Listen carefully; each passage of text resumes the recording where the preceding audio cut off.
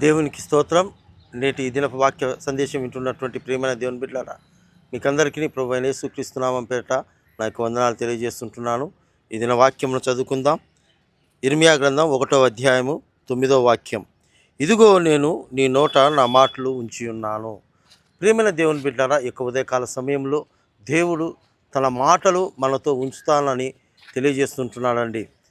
పరిశుద్ధ గ్రంథం ద్వారా మనం గమనించినట్లయితే ఇర్మియాతో దేవుని నా మాటలు నీ నోట ఉంచుతానని తెలియజేశాడు.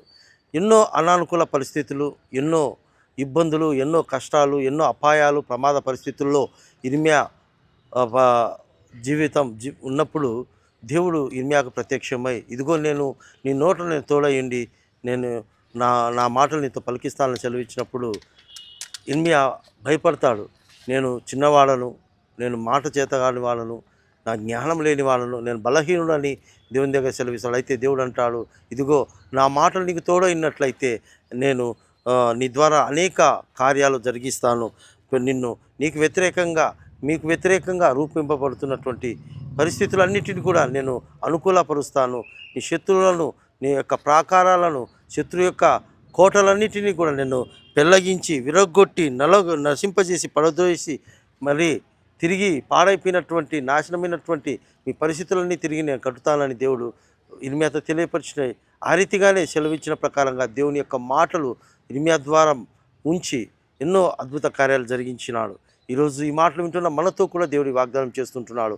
నీ జీవితంలో నీ యొక్క ఎదురైనటువంటి పరిస్థితులు, నీకు వచ్చినటువంటి కష్టాలు, నీ కుటుంబ పరిస్థితులు, నీ యొక్క ఉద్యోగ పరిస్థితులు, నీ యొక్క వ్యతిరేకంగా ఏ విషయంలో అయితే నువ్వు బాధపడుతుంటున్నావో, నా పరిస్థితి ఆగిపోయింది, అయిపోయిందని ఒకవేళ అలాంటి పరిస్థితుల్లో నువ్వు ఉన్నట్లయితే ఈ మాట దేవుడు నీతోనే తెలియజేస్తుంటున్నాడు.